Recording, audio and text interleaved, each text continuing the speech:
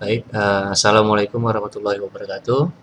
Baik, pada materi kali ini akan sedikit dibahas mengenai KNN atau K-nearest neighbor. Nah, jadi KNN ini sebenarnya adalah metode yang digunakan untuk klasifikasi atau mengelompokkan data ke dalam kelas tertentu berdasarkan tetangga terdekat. Ya, jadi berapa jumlah tetangga terdekat itulah nanti yang akan menentukan data tersebut akan masuk ke kelas mana. Nah, jadi sekedar ilustrasi, di sini kita bisa lihat ilustrasi dari proses klasifikasi. Nah, asumsikan di sini ada dua kelas A dan kelas B. Nah, kelas A dan kelas B ini sudah memiliki member atau anggota, yang mana tiap kelas ini anggotanya memiliki atribut atau fitur masing-masing. Nah, jadi data yang sudah memiliki label kelas itu biasa disebut dengan data latih. Oke ya. Nah, jadi asumsikan ada data baru, katakanlah new person. Nah, jadi new person ini belum tahu atau belum jelas dia masuk ke dalam kelas A atau kelas B. Nah, inilah nanti yang akan dicari atau ditentukan melalui proses klasifikasi. Nah, jadi data yang baru ini yang belum jelas label atau kelasnya itu biasa disebut dengan data uji. Ya, nah jadi ada beberapa metode untuk klasifikasi sebenarnya. Jadi seperti KNN, K-means, CNN dan lain sebagainya. Nah, jadi metode klasifikasi tersebut dapat dibagi menjadi dua jenis ya, supervised dan unsupervised. Jadi kalau kelasnya sudah ada, kelompok-kelompoknya sudah ada, itu biasa tergolong ke dalam proses yang supervised. Nah, jadi sudah ada acuannya. Tapi kalau proses klasifikasi itu belum ada acuannya, belum ada panduannya atau pedomannya, itu biasa disebut dengan unsupervised. Oke, baik. Nah, jadi ini ilustrasi proses klasifikasi sederhana. Oke, kita langsung saja. Nah, jadi pada KNN sebenarnya adalah mengelompokkan data uji ke dalam kelas data latih berdasarkan K tetangga terdekat.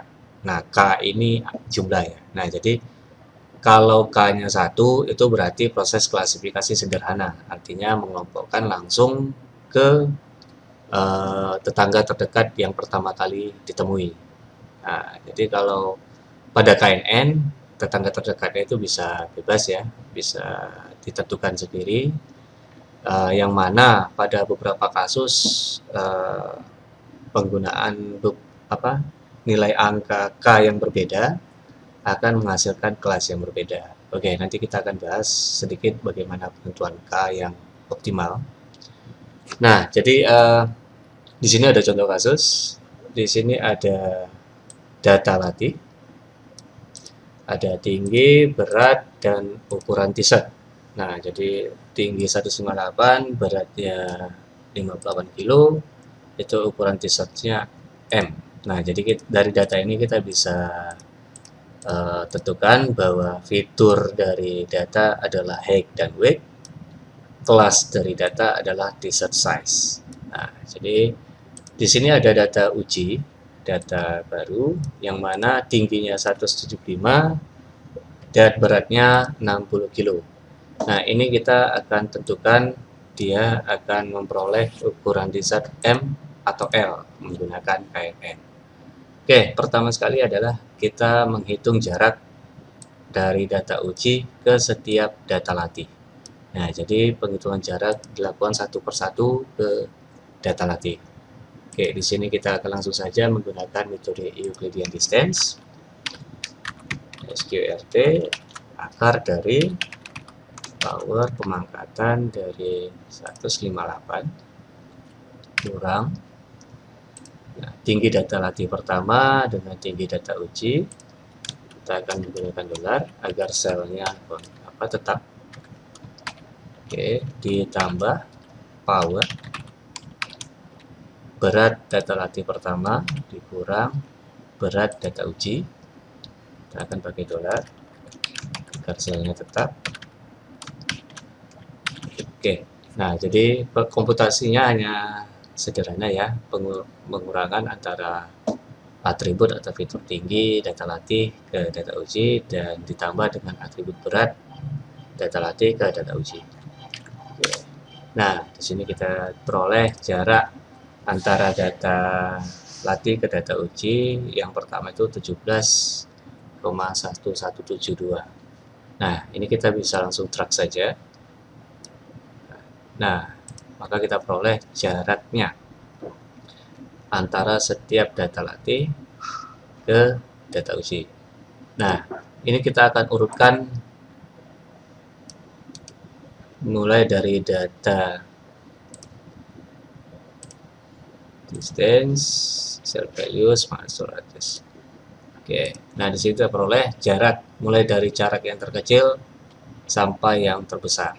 Nah, di sini kalau K-nya 1, ya, kita asumsikan kalau kita tentukan kalau K-nya 1, maka kita akan langsung peroleh data latih yang kelasnya L. Maka kalau K-nya 1, kita bisa langsung dapatkan desert size-nya adalah L. Nah, kalau tetangga terdekatnya 2, maka tetap juga L. Kalau K-nya 3, maka kelasnya juga L, dan seterusnya. Nah, jadi pada kasus ini kebetulan kelasnya L semua ya. Jadi kalau K-nya 1, L1, M-nya 0. Kalau K-nya 2, L2, M-nya 0. Kalau K-nya 3 juga ya. Nah, kalau K-nya 1, 2, 3, 4, 5, 7, 8, 9, 10. Nah, kalau K-nya 10, L-nya 9, M-nya 1. Nah, jadi penentuan kelas sebenarnya dicari jumlah kelas yang anggotanya paling banyak dari sisi jarak ya, jarak terdekat. Nah, jadi bagaimana kalau nanti ketemu kasus misal jumlah L-nya 2, misalnya K-nya 4, misalnya L-nya 2, M-nya 2. Nah, sama. Nah, berarti K-nya harus ditambah. Ya, coba 5, 6, dan seterusnya. Nah, jadi itulah ya, simple ya. Jadi kalau metode KNN sebenarnya tidak begitu sulit, cukup sederhana. Hanya saja metode ini cukup costly ya, karena kita harus menghitung jarak satu per satu antara data uji ke data latih. Nah, jadi bagaimana menentukan K-nya? Nah, jadi kalau K ini sebenarnya tidak ada patokan ya. Jadi tidak ada standar penentuan K yang optimal. Hanya saja beberapa rekomendasi menyatakan bahwa semakin besar K, maka hasil klasifikasi akan semakin baik. Nah, jadi optimal K yang optimal sebenarnya bisa dicari menggunakan statistik ya. Kita harus menghitung error antara proses klasifikasi dengan output yang sebenarnya. Jadi harus di testing ya, trial and error sebenarnya kalau cari K yang optimal. Tapi data uji yang berbeda bisa saja menyebabkan K yang semula optimal tidak lagi optimal. Jadi pada dasarnya tidak ini ya, untuk saat ini mungkin tidak dapat menentukan K yang optimal itu bagaimana. Jadi disesuaikan dengan kebutuhan dan ini ya, persepsi atau penilaian dari si pengambil keputusan. Oke. Nah, jadi itu saja materi KNN. Semoga bermanfaat. Assalamualaikum warahmatullahi wabarakatuh.